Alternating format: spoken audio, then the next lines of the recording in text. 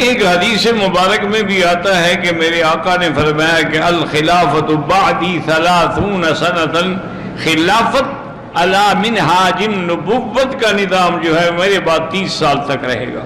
اس کے بعد جو ہے پھر وہ بادشاہت آ جائے گی اور نظام آ جائیں گے، وہ خلافت علی منہاج النبوت نہیں رہے گی۔ تو سیدنا حسن بھی اس خلافت میں شامل ہیں۔ یاد رکھیں کہ سیدنا حسن اور حسین کی ہر لحاظ سے بڑی شان ہے۔ آپ کے والد حضرت علی المرتضیٰ ہیں، جن کے بارے میں حضور نے فرمایا تھا کہ انت اخی فی الدنیا والآخرہ، تم دنیا اور آخرت میں میرے بھائی ہو، اور جن کے ساتھ سیدہ فاطمہ الزہرا کا نکاح اللہ کے حکم سے حضور نے فرمایا، اور حضرت علی کے بارے میں فرمایا تھا کہ یہ وہ شخص ہے جو اللہ کے رسول کو بھی محبوب رکھتا ہے، اللہ کا رسول بھی اس کو محبوب رکھتے ہیں۔ اور یہ بھی آپ کی شان میں فرمایا تھا کہ لا یحبک الا مؤمن ولا یبغضک الا منافق، حضرت علی تم سے محبت مومن رکھیں گے، منافق کو بغض ہوگا۔ تو اب والد کی طرف سے حضرت علی جس کا والد ہو، اور جو نجیب الطرفین ہیں، ہاشمی ہیں، اور والدہ کی طرف سے سیدہ فاطمہ الزہرا بنت النبی المصطفیٰ رضی اللہ عنہا، جس کے بارے میں حضور نے فرمایا فاطمہ تو بضعۃ منی، فاطمہ میرے جگر کا ٹکڑا ہے، من احبہا فقد احبنی ومن ابغضہا فقد ابغضنی، جس نے بی بی فاطمہ سے محبت کی اس نے مجھ سے محبت کی، اور جس نے بی بی فاطمہ سے بغض کیا اس نے مجھ سے بغض کیا۔ اور ایک روایت میں آپ نے یہ بھی فرمایا کہ ان تکونی سیدۃ النساء فی الجنہ، کہ قیامت میں اللہ تمہیں عورتوں کی سردار بنائیں گے۔ تو اب باپ حضرت علی ہو اور ماں بی بی فاطمہ ہو، تو ان کی شان کے کیا کہنے۔ یہ دونوں بھائی جو ہیں ان میں صرف 1 سال کا فرق ہے۔ 3 ہجری کو سیدنا حسن پیدا ہوئے، اور 1 سال کے بعد 4 ہجری کو سیدنا حسین پیدا ہوئے۔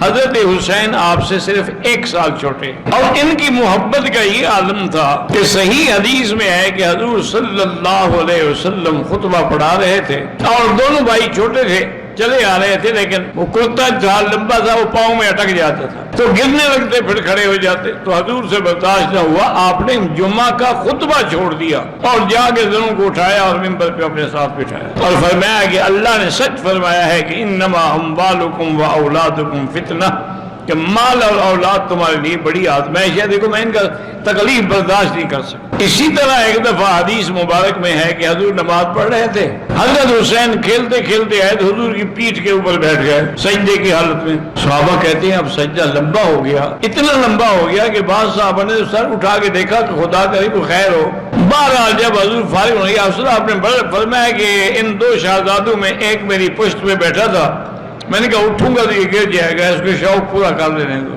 یعنی نماز آپ کے لیے لمبی کر دی۔ اور ایک دن حضور ان کو کندھے پہ بٹھائے ہوئے جا رہے تھے، ایک صحابی نے دیکھا تو اس نے کہا نعم المرکب رکبت یا غلام، غلام بڑی اچھی سواری تمہیں ملی ہے، تم محمد مدنی کے کندھے پہ بیٹھے ہو۔ حضور نے فرمایا یہ تو تم نے کہا ہے، یہ نہیں کہا کہ نعم الراکب سوار کون ہے۔ اگر اٹھانے والا محمد مصطفیٰ ہے تو سوار بھی تو سیدنا حسین ہے۔ اور اسی طرح حضرت علی اور حضرت ابو بکر کٹھے جا رہے تھے، سیدنا حسن اور حسین گلی میں کھیل رہے تھے۔ حضرت ابو بکر نے حضرت حسن کو اٹھایا اور کندھے پہ بٹھایا اور کہا واللہ شبیہ بالنبی لا شبیہ بعلی، اللہ کی قسم ہے تم حضور کی شکل ہو، علی کی شکل نہیں ہو۔ وعلی یضحک، حضرت علی خوشی سے مسکرا رہے تھے۔ ویسے بھی صحابہ فرماتے ہیں کہ حضرت حسن من اعلی الی صدر، آپ اوپر سے لے کر سینے تک حضور کی شکل تھے، اور حضرت حسین من الصدر الی رجلہ، نیچے تک حضرت آقا کی شکل تھے، اور دونوں اگر اکٹھے ہو جاتے تو بالکل تصویر نظر آتی تھی محمد رسول اللہ صلی اللہ علیہ وعلا آلہ واصحابہ وسلم تسلیما کثیرا۔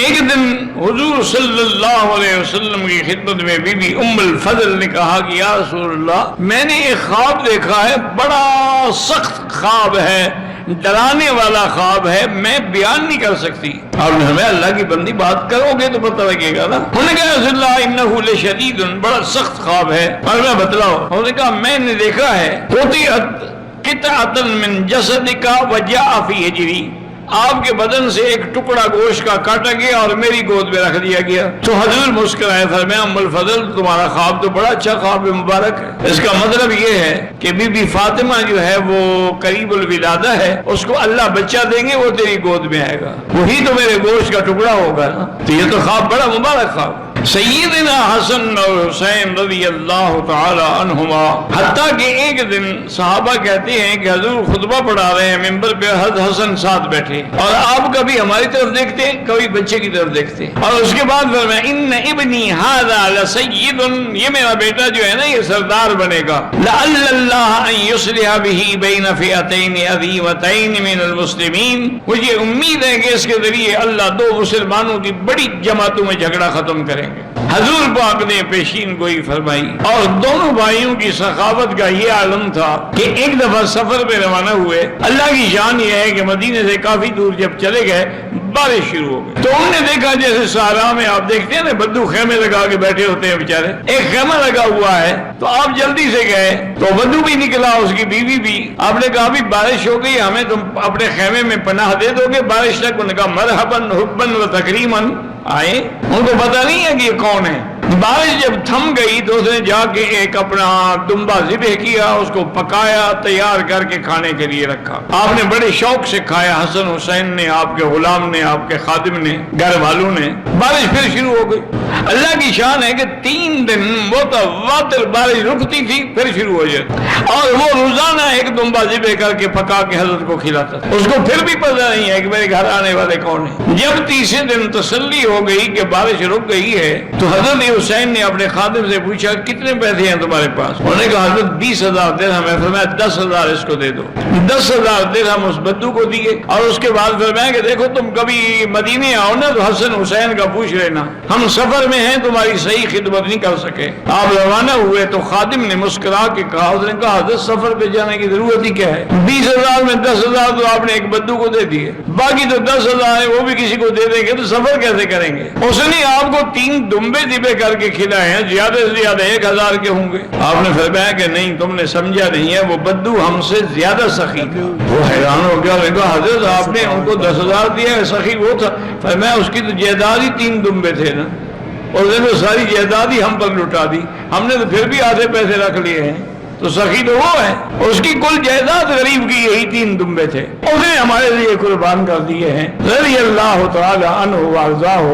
حضرت حسن نے رضی اللہ تعالی عنہ نے حضرت حسین سے مشورہ کیا کہ بھائی جان سیدنا علی ہمارے ابا کی اور حضرت معاویہ کی اتنی طویل عرصے سے جنگ ہے، اور اس لڑائی میں ہزاروں صحابہ شہید ہو گئے، فائدہ کیا ہوا؟ میں یہ چاہتا ہوں کہ اگر تم اجازت دو تو میں حضرت معاویہ سے صلح کر لوں تاکہ یہ جھگڑا ختم ہو، لڑائی ختم ہو، مسلمانوں کو سکون ملے۔ اب ہماری جماعت کے لوگ شام نہیں جاتے، ان کی جماعت کے لوگ مدینے نہیں آتے، یہ کوئی اچھی بات تو نہیں ہے۔ انہوں نے کہا بھائی جان آپ بڑے ہیں، آپ کی جو بھی اجازت ہو، جو بھی ارادہ ہو، میں بالکل آپ کے ساتھ ہوں۔ حضرت حسن رضی اللہ تعالیٰ عنہ نے حضرت معاویہ کو خط لکھا کہ تم آ جاؤ مدینے میں تمہاری ساتھ صلح بھی کرنا چاہتا ہوں، اور اب میں خلافت تمہیں دینا چاہتا ہوں۔ تو حضرت معاویہ رضی اللہ تعالیٰ عنہ تشریف لائے تو سیدنا حسن نے اپنے خلافت کا تاج ان کے سر پہ رکھا، اور اللہ نے اللہ کے نبی کی وہ جو پیشین گوئی تھی کہ 2 جماعتوں کے درمیان صلح ہوگی، وہ صلح ہو گئی الحمدللہ، سارے صحابہ مطمئن ہو گئے، لڑائی ختم ہو گئی، جھگڑے ختم ہو گئے، فتوحات کا دور شروع ہو گیا۔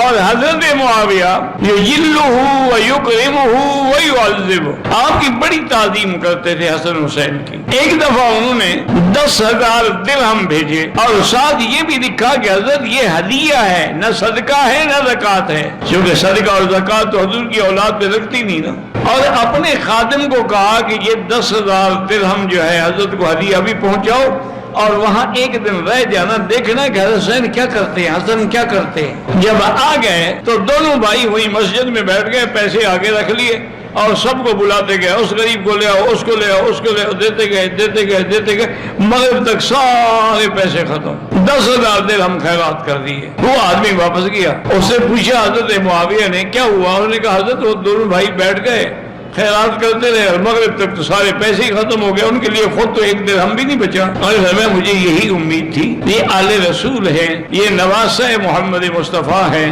یہ ابن علی المرتضیٰ ہیں، بطن فاطمہ الزہرا ہیں، یہ سخی نہیں ہوں گے تو دنیا میں اور کون سخی ہوگا؟ حضرت معاویہ نے مزید 10,000 درہم بھیجے اور ساتھ خط لکھا کہ حضرت اتنا بھی اسراف نہ کیا جائے کہ ایک دن میں 10,000 ختم۔ حضرت حسین نے ان کو جواب لکھا کہ معاویہ یہ اسراف وہ ہوتا ہے جو گناہ کے کام میں خرچ کیا جائے، جو اللہ کے کام میں خرچ ہو وہ اسراف نہیں ہوتا، وہ تو انفاق ہوتا ہے۔ تمہیں کس نے کہا ہے کہ یہ اسراف ہے؟ اسراف تو وہ ہے جو اللہ رسول کے حکم کے خلاف خرچ کیا جائے، اللہ رسول کے لیے خرچ کیا جائے تو وہ کیا اسراف ہے؟ تو الحمدللہ سیدنا حسن اور حسین کی تکریم ابو بکر اور حضور تو کبھی کبھی بی بی فاطمہ کو کہتے تھے دعی لی ابن آیا، میرے بیٹوں کو بلاؤ، کہاں ہیں؟ بلاتے تو حضور سینے سے لگاتے دونوں کو، یزمہما و یشمہما، بخاری کی روایت ہے کہ حضور سینے سے بھی لگاتے اور سونگھتے بھی اور فرماتے ہما ریحانا، یہ میری پھول ہیں، مجھے ان سے خوشبو آتی ہے۔ حضرت حسن رضی اللہ تعالیٰ عنہ کے لیے سیدنا عمر بھی اتنی تکریم کرتے تھے کہ ایک دفعہ مال غنیمت کے جب آپ نے حصے کیے تو اصحاب بدر کے لیے 5,000 ہزار رکھے، تو حسن حسین کے لیے بھی 5,000 ہزار رکھے، یعنی آپ کو بھی وہی حصہ دیا جو سب سے بڑے صحابہ کو دیا گیا۔ اتنی تکریم کرتے تھے سیدنا حسن اور سیدنا حسین کی رضی اللہ تعالی عنہما و ارضاہما۔ اسی طرح سیدنا عثمان رضی اللہ تعالی عنہ سب سے زیادہ محبت کرتے تھے حضرت حسن سے اور حضرت حسین سے رضوان اللہ تعالی علیہم اجمعین۔ اور حضور پاک تو ہمیشہ فرماتے تھے اور اللہ سے دعا کرتے تھے کہ اللہم انی احبہما فاحبہما واحب من یحبہما، یا اللہ میں ان دونوں سے محبت کرتا ہوں، آپ بھی محبت کریں، اور جو ان سے محبت کرے آپ ان سے بھی محبت کریں۔ لیکن اللہ کی شان یہ ہے، انقلاب زمانہ ہے، سیدنا حسن رضی اللہ تعالی عنہ نے جنت البقیع میں دفن ہوئے اور مدینے میں آپ کی وفات ہوئی۔ بعض لوگوں نے روایات میں لکھا ہے، لیکن اللہ عالم چونکہ روایات کا اعتبار نہیں ہوتا، یاد رکھیں، انہوں نے لکھا ہے کہ حضرت حسن کو بھی زہر دی گئی تھی، خوارج نے کسی نہ کسی طریقے سے ان کے کھانے میں زہر پلوائی اور حضرت اسی زہر سے شہید ہوئے۔ خدا کی شان ہے نا جی کہ حضور پاک کا پر بھی زہر کا اثر ہوا، حسین پر بھی زہر کا اثر ہوا رضی اللہ تعالی عنہ۔ اس کے بعد لوگوں نے حضرت حسین سے کہا، لیکن حضرت حسین نے فرمایا کہ مجھے خلافت کا شوق ہی نہیں ہے۔ اب میں حضرت معاویہ سے کہوں کہ خلافت واپس کر دو، مجھے جب ایک خواہش ہی نہیں، تمنا ہی نہیں، میں خلیفہ بننا ہی نہیں چاہتا، میں یہ ذمہ داری کا بوجھ نہیں اٹھا سکتا۔ اور اسی طرح صحیح روایات میں ہے کہ میرے آقا نے ایک دن اپنی چادر مبارک کے نیچے دونوں کو بٹھایا، حضرت حسن، حضرت حسین، حضرت علی، بی بی فاطمہ اور خود بھی، اور اللہ سے دعا کی کہ اللہم ہؤلاء اہل بیتی وطہرہم تطہیرا، یا اللہ میرے یہ بھی اہل بیت ہیں، ان کو بھی آپ پاک فرما دیں۔ چونکہ جو آیت تطہیر اتری تھی وہ تو ازواج رسول اللہ کے حق میں تھی، اگر ان کے حق میں ہوتی تو پھر دعا مانگنے کی ضرورت ہی نہیں تھی نا۔ دعا تو اس بات کی مانگی جاتی ہے جو پہلے نہ ہو، اگر موجود ہو تو اس کے لیے دعا نہیں کی جاتی۔ جیسے حضرت خلیل نے مکے کے لیے دعا کی، میرے مدینے کے لیے دعا کی، اسی طرح بی بی سلمہ نے عرض کیا حضور میں بھی چادر کے نیچے آ جاؤ، فرمایا انت لا خیر، تم تو پہلے ہی خیر پڑھو، تمہارے لیے تو نص قطعی موجود ہے، کیونکہ ساری آیات جو ہے وَقَرْنَ فِي بُيُوتِكُنَّ وَلَا تَبَرَّجْنَ تَبَرُّجَ الْجَاهِلِيَّہ سے لے کر آخر تک ساری آیات جو ہیں وہ ازواج مطہرات کے لیے ہیں۔ لیکن ہمارا ایمان ہے کہ جیسے ازواج مطہرات اہل بیت رسول ہیں، اسی طرح اولاد رسول جو ہے یہ بھی اہل بیت رسول ہیں علیہم الصلوات والتسلیم۔ اللہ کی شان دیکھیں کہ حضرت حسن زار سے شہید ہوئے اور حضرت حسین رضی اللہ تعالیٰ عنہ کو ظالموں نے 10 محرم کو میدان کربلا میں شہید کیا۔ اور آپ بھی اللہ کے دین کے لیے، اللہ تبارک و تعالیٰ کے احکام کے لیے، اظہار حق کے لیے اور خلافت حقہ کے لیے ڈٹ گئے، لیکن کسی کے ہاتھ میں بیعت کرنا قبول نہیں فرمایا رضی اللہ عنہم و ارضاہم۔ سوشل میڈیا پر سب سے قدیم اور سب سے ریلائبل برانڈ درسقرآن.com